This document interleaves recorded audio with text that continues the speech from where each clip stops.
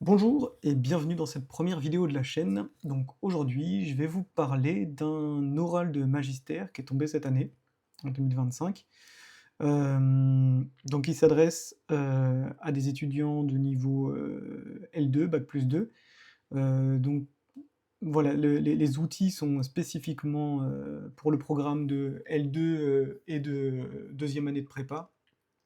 C'est pas il y a beaucoup de notions qui sont hors programme, hein, ça parle donc de théorie des groupes. Bon, bien qu'on en voit en première année de prépa, là, on voit bien que dès le début, ça parle, d'anneaux, Z sur NZ, donc on voit qu'en deuxième année. Donc il y a aussi des notions de diagonalisation, de polynôme annulateur, voilà, donc ils sont spécifiques au programme de deuxième année. Donc on va lire l'exercice déjà ensemble, on va le parcourir ensemble et puis ensuite, je vous donnerai des indications et je passerai à la résolution, d'accord? Donc on considère un premier impair, donc P supérieur ou égal à 3, et on prend le corps fini FP, donc Z sur PZ, et on va noter pour un anneau quelconque R, GLN de R, le groupe des matrices qui sont à coefficient dans l'anneau R, inversibles et dont l'inverse est aussi à coefficient dans R. On note aussi SLN de R, donc le sous-groupe de GLN de R formé des éléments qui sont de déterminant 1. Donc ça nous permettra de parler de GLN de Z, de GLN de FP, GLN de R, GLN de C, etc. Voilà, donc comme ça, il n'y a pas de conflit au niveau des notations, on sait de quoi on parle. Voilà. Donc la première question, ça consiste à montrer qu'une matrice qui est diagonalisable dans C et dont toutes les valeurs propres sont de modules strictement inférieurs à 1 est nulle lorsqu'elle est à coefficient entier. Et ensuite, on veut montrer que l'application de réduction de chaque coefficient modulo P, en partant de GLN de Z, donc d'une matrice inversible à quotient entier dont l'inverse est aussi à quotient entier. Donc la réduction de chacun des coefficients définit un morphisme de groupe, euh, et dont euh, dont la réduction, en fait, la restriction, il faut prouver ensuite que la restriction à tout sous-groupe fini est injective. D'accord. Donc ça, c'est ce qui s'appelle le lemme de Serre, voilà, c'est la partie la plus coriace de cet exercice. Et dernière question, donc on veut montrer maintenant que tout sous-groupe fini de SL2 de Z est de cardinal inférieur ou égal à 24. Et on se demande aussi, question bonus, hein, est-ce que le sous-groupe SL2 de Z possède un élément d'ordre 24? Donc voilà, avant de passer aux indications, je vous recommande de chercher vous-même l'exercice pour voir si vous y arrivez, et ensuite je vais donner des indications, puis passer à la correction. Donc n'hésitez pas à chercher d'abord. Voilà, donc pour les indications, pour la première question, on pourra considérer les coefficients du polynôme caractéristique de B, donc où est-ce qu'ils habitent, dans quel anneau, et comment est-ce qu'on peut les exprimer en fonction des valeurs propres éventuellement. Ensuite, pour la question 2, donc on pourra justifier qu'un élément dans le noyau, on peut l'écrire sous la forme in plus p fois b, et penser au théorème de Lagrange. D'accord, donc ça n'a pas l'air de sauter aux yeux a priori, mais voilà, c'est vraiment l'élément clé pour la deuxième question. J'ai aussi appelé la matrice B dans la deuxième question, hein, in plus pb, bon, c'est pas pour rien qu'elle s'appelle pareil en première question. Voilà. Et pour la question 3, donc on pourra regarder le cas particulier de p égale 3, d'accord, parce que puisque c'est valable pour tout p, donc on peut prendre p égale 3, et pour la deuxième partie de la question, on pourra penser à un argument de commutativité pour savoir est-ce que c'est possible qu'il y ait des sous-groupes, qu'il y ait un sous-groupe cyclique de SL2 de Z. Maintenant, on peut passer à la résolution de l'exercice. Donc pour la première question, on veut montrer qu'une matrice à coefficient entier, diagonalisable dans C, et dont toutes les valeurs propres sont de modules strictement inférieurs à 1 est nulle. On va considérer les coefficients du polynôme caractéristique de B. Comment est-ce qu'on va l'écrire?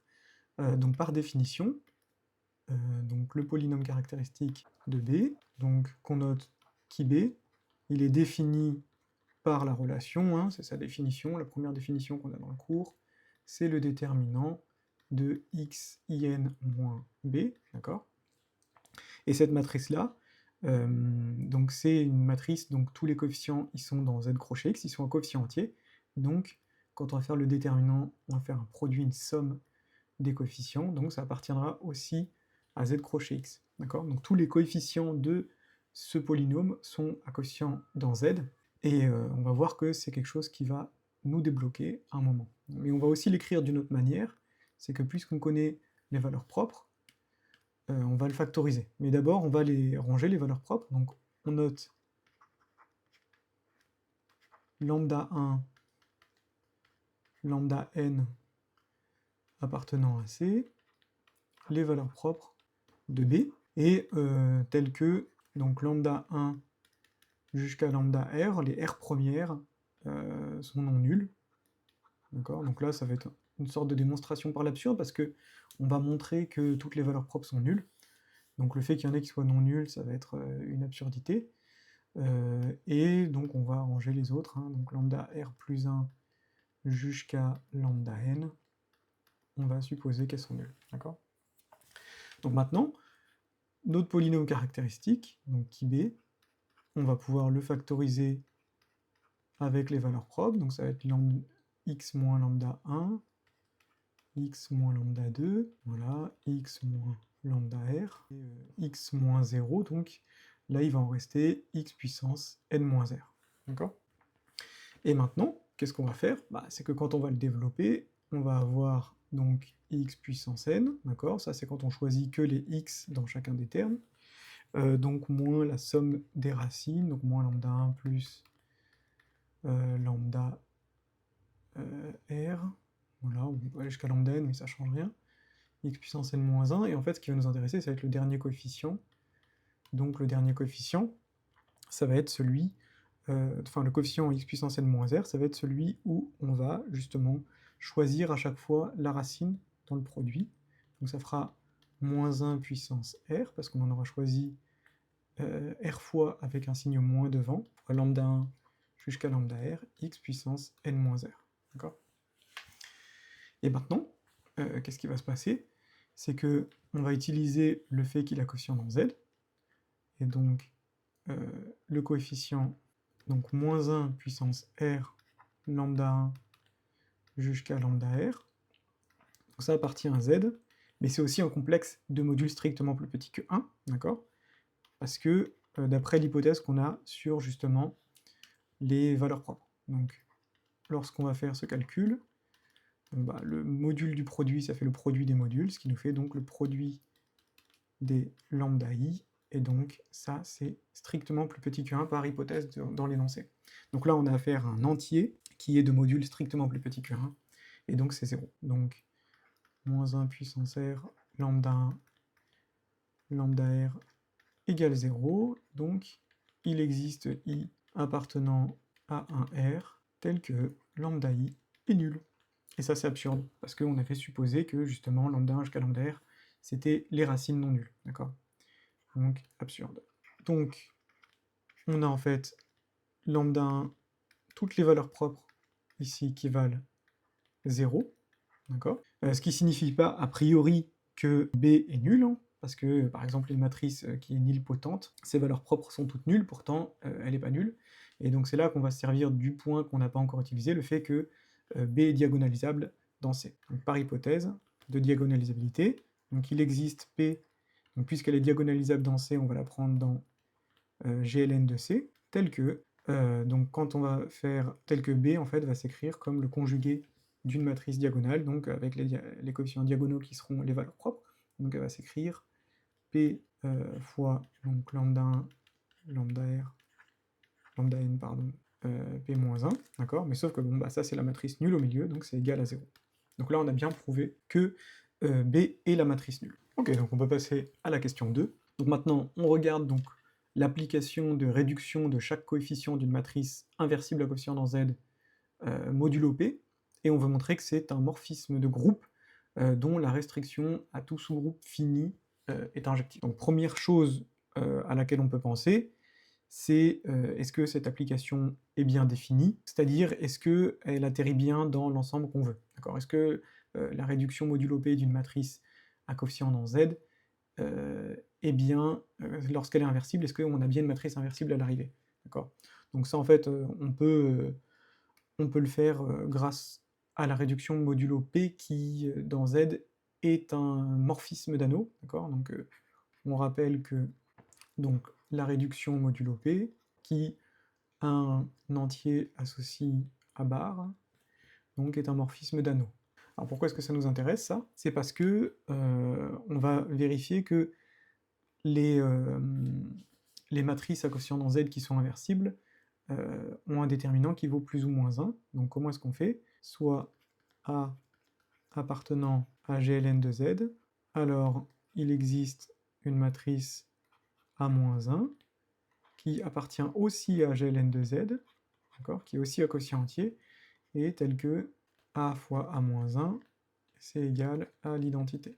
Et quand on passe au déterminant, on a donc det de A à -1, qui va être égal à det de A, det de A-1, qui va être égal à 1. Et donc là, on se retrouve avec le déterminant de A, bon bah ça c'est un entier, et ça c'est également un entier, d'accord?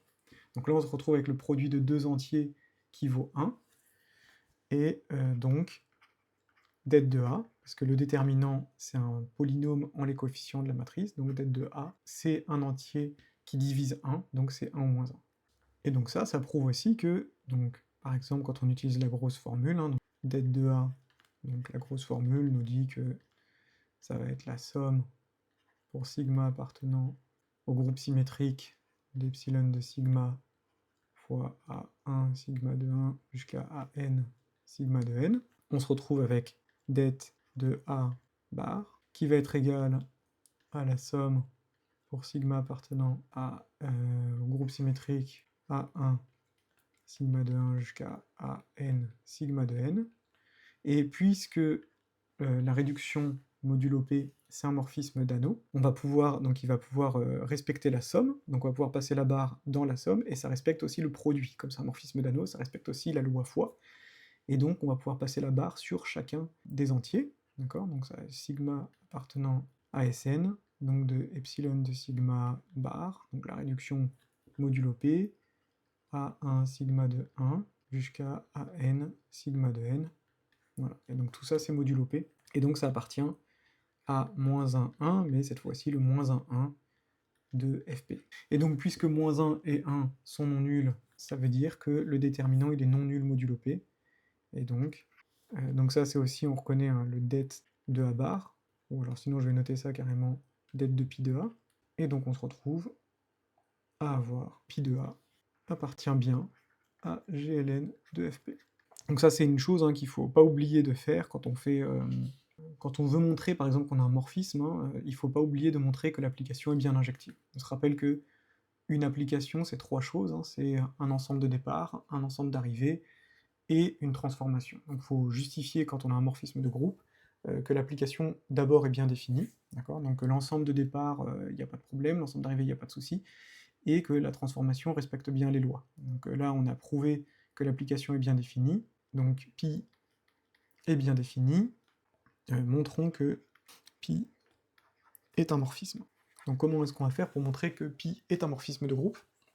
Eh bien tout simplement, on va prendre deux éléments au départ, donc soit A' appartenant à GLN de Z, et on va regarder ce que ça fait, donc pi de AA', bah ça tout simplement, AA', on a une formule, donc ça fait une certaine matrice C, avec, ça c'est la formule classique, hein, c'est C coefficients c'est CIJ, avec CIJ qui vaut la somme pour k égale 1 jusqu'à n des AIK, et donc AKJ'. Donc bah, par définition, ça va faire les CJ bar, ce qui va nous faire donc la somme pour k égale 1 jusqu'à n des AIK AKJ'. Le tout bar. On réduit modulo P. Et donc là, encore une fois, en réutilisant le fait que la réduction modulo P est un morphisme de groupe, on va pouvoir passer le tout dans la somme, et ça va nous faire AIK bar, AKJ' bar. D'accord? Mais ça, on reconnaît que c'est les coefficients d'un produit matriciel, lequel, bah, pi de A fois pi de A'. Et donc là, ça prouve que pi est un morphisme de groupe. Donc, pi est un morphisme de groupe. Donc maintenant, on veut prouver que, donc ça c'est ce qui est la partie compliquée, c'est que la réduction de pi, la restriction de pi à un sous-groupe fini de gln de z est injective. Donc on va commencer par en nommer un, soit G inclus dans gln de z, sous-groupe fini, voilà. Et on veut montrer que la restriction de pi à g est injective, donc on va prendre quelqu'un dans le noyau. Donc et A appartenant au noyau de pi restreint à g. Donc on va commencer par traduire ce que ça veut dire, ça. Donc ça signifie que A bar égale pi de A, c'est IN, donc dans GLN de FP, d'accord? Et donc, ça signifie que pour tout I différent de J, on va avoir AIJ bar qui est égal à 0, donc il existe BIJ appartenant à Z tel que AIJ c'est égal à P fois BIJ, et pour tout I, on va avoir AII bar qui est égal à 1, et donc il existe BII appartenant à Z tel que AII est égal à 1 plus P fois BI. Autrement dit, donc il existe une matrice B qui est égale à BIJ, à coefficient dans Z, tel que A est égal à IN, donc la matrice identité dans Z, plus P fois B. Alors, si on prend un peu de recul, l'idée c'est de montrer que pi restreint G est injective. Autrement dit, que son noyau, il est réduit à l'identité. Donc notre matrice A dans le noyau qui est là, eh ben, on veut montrer que c'est l'identité. Ce qui revient à dire que B est égal à 0. Donc B, je ne l'ai pas appelé B pour rien, d'accord? Elle va jouer le rôle de la B de la question 1.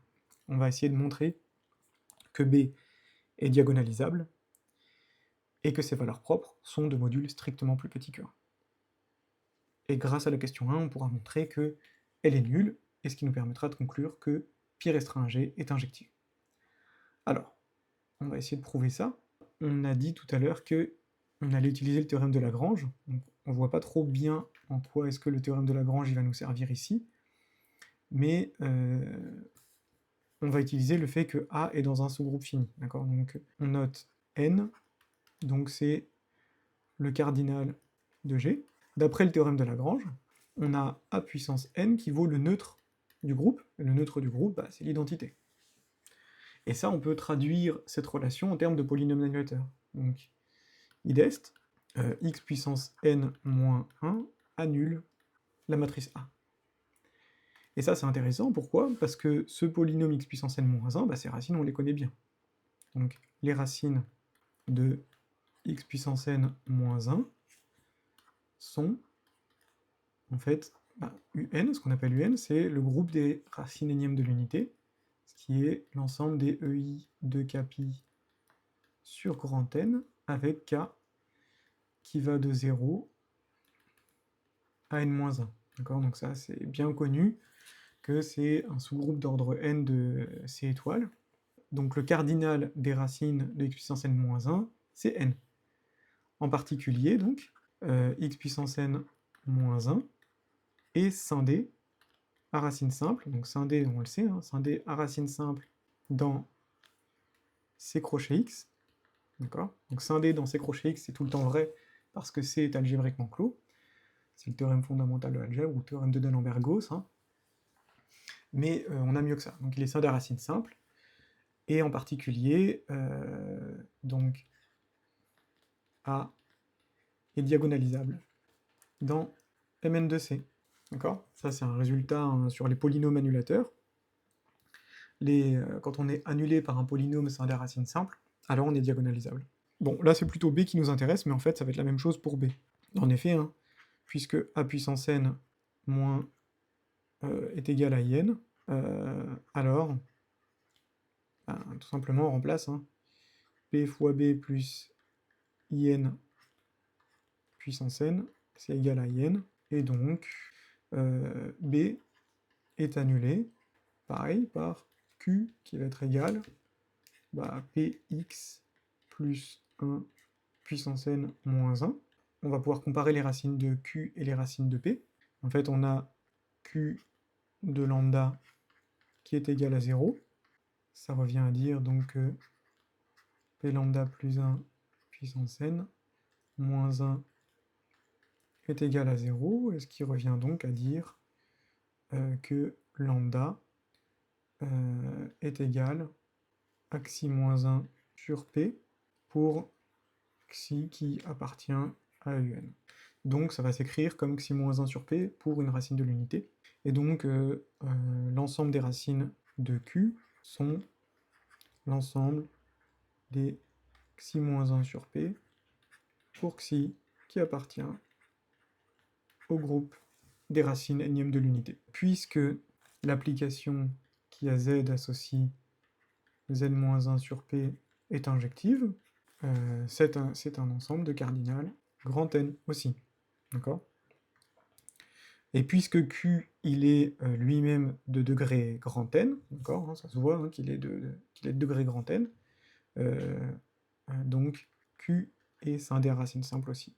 Et donc, B est diagonalisable dans Mn de C, et son spectre va être inclus donc dans les racines de Q, donc dans les racines de tout polynôme annulateur. Tout polynôme annulateur contient tout le spectre d'une matrice, ça c'est aussi un résultat de cours, donc c'est inclus dans xi-1 sur p pour xi appartenant à un. Mais si on regarde le module de xi-1 de p, xi-1 sur p, pardon, bah, ça va être égal à 1 sur p fois xi-1, qui va être plus petit par l'inégalité triangulaire que 2 sur p, ce qui est strictement plus petit que 1. D'accord ? Donc, b est égal à 0 d'après la question 1. Et donc, pi, donc, on va mettre la conclusion intermédiaire, donc, ker de pi restreint g est réduit à l'identité, id est, pi restreint g est injective. Je vais mettre injectif parce que c'est un morphisme euro. Okay, donc c'est une application injective, c'est un morphisme injectif. Donc maintenant, on peut attaquer la question 3. Donc comme indication, on avait dit de considérer p égale 3. Et donc d'après la question précédente, on va nommer un groupe déjà, soit G, un sous-groupe fini de SL2 de Z. D'après la question précédente, donc on a pi restreint à G, donc c'est aussi un sous-groupe fini de GL2 de Z, puisque SL2 de Z est lui-même un sous-groupe de GL2 de Z, donc on a injective. Et en fait, on a vu que la réduction d'une matrice, ça respectait le déterminant, donc le déterminant de la réduction, c'est la réduction du déterminant. Donc en fait, elle est même à valeur, donc l'image de πg là, elle est à valeur dans SL2 de F3. D'accord ? Ça va respecter le déterminant, donc le déterminant, si à la base le déterminant est 1, et ben son déterminant à l'arrivée, ce sera la réduction de 1, modulo F3, donc ce sera 1. D'accord ? À valeur, donc dans SL2 de F3. Donc maintenant, l'idée, ça va être de calculer le cardinal de GL2 de F3 et de SL2 de F3. Vous allez voir que c'est pas très compliqué. On va calculer donc le cardinal de GL2 de F3. Donc ça, c'est un petit exercice de combinatoire. Comment est-ce qu'on fait ? Donc on va prendre soit M appartenant à GL2 de F3. En fait, on va le faire de façon plus générale.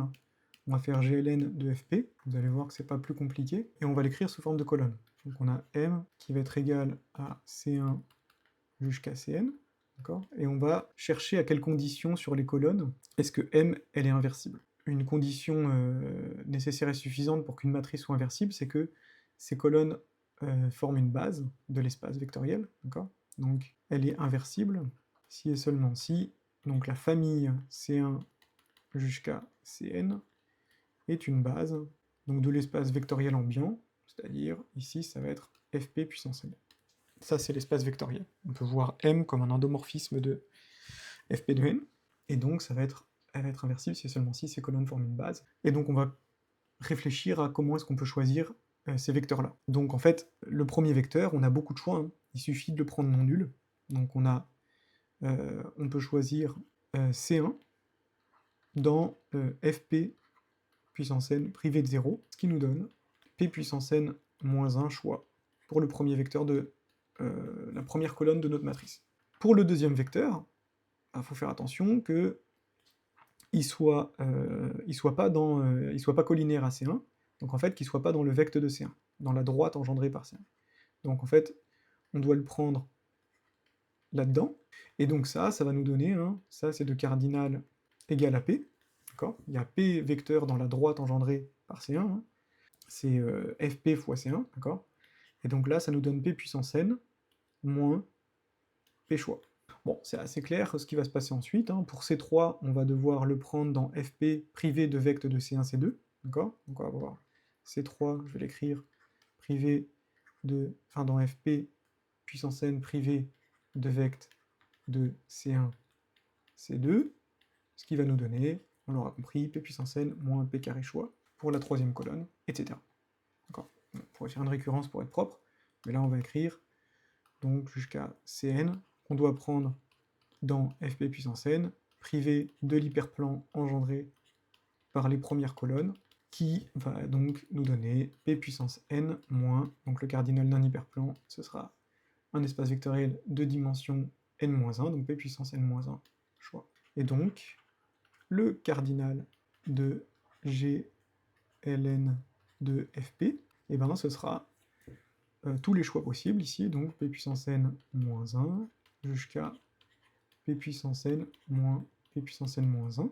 Donc voilà, on a le cardinal de GLN de Fp, et donc bon, bah, si on prend le cas particulier cardinal de ce qui nous intéresse ici, c'est GL2 de F3, on va regarder ce que ça donne, donc ça fait 3 au carré moins 1 fois 3 au carré moins 3, ce qui fait donc 8 fois 6, qui fait 48. Alors maintenant, on va regarder le cardinal de SL2 de F3.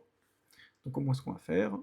On pose SL2 moins de F3, qui va être l'ensemble des matrices M dans GL2 de F3, qui sont de déterminant égal à moins 1, et on va prouver que SL2 moins de F3 est en bijection avec SL2+, d'accord? Enfin, SL2. On a une bijection, donc SL2 de F3, dans SL2 moins de F3, qui va être donnée en fait tout simplement par la multiplication par une matrice de déterminant moins 1.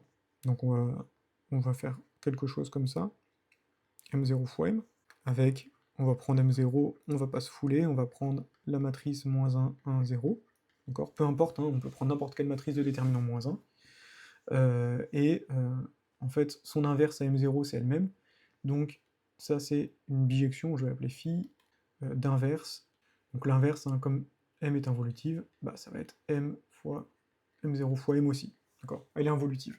Donc, ça nous donne le fait que ces deux ensembles sont de même cardinal. On peut toujours faire ça, en fait, là on n'a même pas besoin d'être dans SL2 de F3, hein. Mais là, ça va nous servir parce que pour M appartenant à GL2 de F3, en fait, hein, il n'y a que deux possibilités pour le déterminant, qui va être moins 1 et 1. On a le déterminant de M qui va être un élément non nul du corps, donc F3 privé de 0, d'accord? Mais F3 privé de 0, bah, ça va être 1, 0, 1 ou 2. 2 c'est moins 1 dans F3, donc ça fait moins 1, 1. Okay, donc ici, pour résumer, on a GL2 de F3, c'est l'union disjointe de SL2 de F3, d'accord, parce que le déterminant c'est 1 ou moins 1, union SL2 moins de F3. Mais comme ces deux ensembles sont de même cardinal, donc on va avoir SL2 deux fois le cardinal de SL2 de F3, qui va être égal au cardinal de GL2 de F3, donc la moitié, donc 48 sur 2, qui est égal à 24.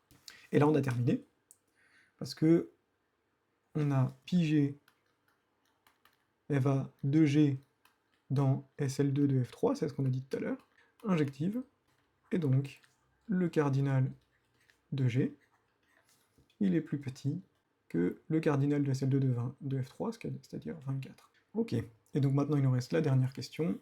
Donc la dernière question, c'est est-ce qu'il existe un élément d'ordre 24 dans SL2 de F3? Donc supposons qu'il existe M appartenant à SL2 de Z d'ordre 24. Dans ce cas-là, le sous-groupe engendré par M, ça va être d'ordre 24, un groupe de cardinal 24, hein, on peut dire que le cardinal et l'ordre d'un groupe c'est la même chose. Et donc, d'après la question 2, on a pi restreint à G, qui va de G, donc dans SL2 de F3, qui est injective, et qui envoie donc un ensemble d'ordre de cardinal 24 dans un ensemble de cardinal 24, donc en fait, qui va être bijective. Donc c'est un isomorphisme de groupe. Donc pi-G, ici, est un isomorphisme de groupe.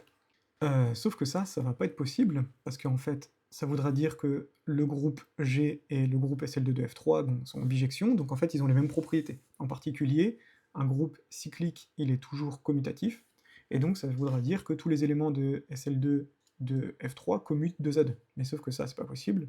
Donc, en particulier, donc, SL2 de F3 est commutatif, sauf que ça, c'est absurde, parce que là, il suffit de prendre deux matrices dont SL2 de F3 qui ne commutent pas. Donc on peut prendre par exemple car 1, 0, on va l'appeler A, 0, moins 1, et B égale, on peut prendre 1, 1, 0, 1, ne commute pas. Pourquoi? Si on fait AB, quand on multiplie à gauche par A, on voit qu'on garde la première ligne intacte, donc ça fait 1, 1, et la deuxième ligne, on la multiplie par son inverse, donc moins 1, et BA, quand on multiplie à droite par A, on va garder la première colonne intacte, c'est-à-dire 1, 0, et la deuxième colonne, on va la multiplier par moins 1, donc ça fait ça, d'accord? Et sauf que ça c'est différent de AB, car moins 1 est différent de 1 dans F3. Donc ce serait pas un contre-exemple dans F2, hein. Dans F2, moins 1 égale 1. Donc il faut faire attention dans les corps finis, il faut bien préciser ça. Voilà. Donc je voulais finir aussi en présentant un petit peu les différentes sources que j'ai utilisées pour cette vidéo. Donc l'énoncé original 2025 de Magister qui m'était communiqué là par un étudiant. Donc le voici. Donc il n'y a pas grand chose qui change, hein. J'ai gardé la même première question, et la deuxième question, ça revient un peu au même, hein, vous pouvez, hein. Ce qui change un petit peu, c'est la dernière question. La dernière question, elle est un peu différente. On demande simplement de montrer qu'un sous-groupe fini de GLN de Z est de cardinal plus petit que 3 puissance n. Donc là, l'idée, c'est pour la question 3, ça va simplement en fait être de dire que le cardinal de G, c'est plus petit que le cardinal de GL2 de F3, qui est lui-même plus petit que le cardinal de M2 de F3. Voilà. Et sauf que là, ce cardinal, il est hyper facile, hein, quand on a 3 choix par coefficient, donc en fait, on va avoir 3 puissance n carré. Donc la dernière inégalité, elle vient de là. C'est vraiment, voilà, c'est plus simple que de calculer le cardinal de GL2 de F3 comme on a fait, mais ça donne une majoration, hein, qui est beaucoup moins précise. Par exemple, pour n égale 2, on obtient que le cardinal d'un sous-groupe, il va être plus petit que 3 puissance 2 au carré, donc 3 puissance 4, et 3 puissance 4, ça fait 81. Donc on a un petit peu moins bien que le 48 qu'on avait. Mais bon, voilà, c'était une question un peu plus simple que celle que j'ai posée en dernier. Mais il n'y a pas grand-chose d'autre qui change à part ça. Ok, voilà. Et bon, l'autre source, hein, que j'ai... En fait, j'ai fait un petit mélange des deux. Mais voilà, on peut voir dans le rapport de jury 2012 de l'ENS que cet exercice, il est tombé, donc ça c'est dans la liste des exercices qui sont tombés à l'ENS Ulm. On voit en fait, hein, c'est vraiment exactement pareil, hein. C'est ce qu'ils appellent, ils appellent ça le lemme de Serre, le résultat qui est ici, le résultat qu'on a démontré. On peut voir qu'il y a une petite différence par rapport au Magister, qui est la question 1 n'est pas la même, hein. Là ici, la première question donne moins d'informations, moins d'indications pour la deuxième question, et la deuxième question, c'est vraiment le point difficile de l'énoncé. Donc cet énoncé-là est selon moi un petit peu plus difficile que celui de Magister. Et on voit donc là le commentaire du jury, donc le jury a invité voilà, l'étude du polynôme caractéristique d'une matrice dans le noyau de phi. C'est pas exactement ce qu'on a fait nous, mais voilà, il y avait peut-être d'autres manières de procéder en tout cas. Voilà, donc pour terminer, je voulais aussi parler de cette dernière question-là sur le cardinal d'un sous-groupe de SL2 de Z. Donc on a prouvé qu'il n'y avait pas d'élément d'ordre 24, c'est encore pire, il n'y a pas de sous-groupe d'ordre 24. Et en fait, parce que 24, c'est une borne qui est très très grosse par rapport à la réalité. La réalité, c'est que tous les sous-groupes finis de SL2 de Z sont de cardinal plus petit que 6, et ils sont même tous cycliques de cardinal 1, 2, 3 ou 4. Donc je vais écrire le théorème juste en dessous. C'est ce théorème-là qui nous intéressera pour la prochaine fois. Donc de prouver que tout sous-groupe fini de SL2 de Z est cyclique de cardinal 1, 2, 3, 4 ou 6. Donc on verra un petit peu que les outils utilisés sont assez différents de cela. Là on va s'éloigner un petit peu de la théorie des groupes purs ou voilà, de la réduction modulo P. Là on va plutôt parler de produits scalaires. Donc, à voir quel est le lien entre les produits scalaires et le résultat qui est énoncé. Mais voilà, ce sera pour la prochaine vidéo. En tout cas, n'hésitez pas à me dire dans les commentaires si vous avez bien aimé ce format, si vous avez bien aimé cet exercice. Moi, c'est un exercice que j'aime beaucoup, hein. C'est assez particulier de voir que on a un groupe qui est de cardinal infini, GLN de Z, et pourtant hein, il n'admet pas des sous-groupes de cardinal quelconque. On pourrait se dire il va avoir des sous-groupes finis de cardinal non borné, mais en fait c'est borné par rapport à n. Donc je trouve que c'est un résultat qui est assez chouette, et voilà, ça brasse pas mal d'exercices, enfin pas mal de notions de deuxième année de prépa spécifiquement, donc je trouve qu'il est assez utile pour s'entraîner au concours de fin d'année, ou juste pour le plaisir. Donc n'hésitez pas à me dire si vous avez trouvé aussi des fois des simplifications, ou peut-être des erreurs, signaler des erreurs dans la correction, ça arrive, hein. Donc n'hésitez pas à me dire dans les commentaires si ça vous a plu, et puis voilà.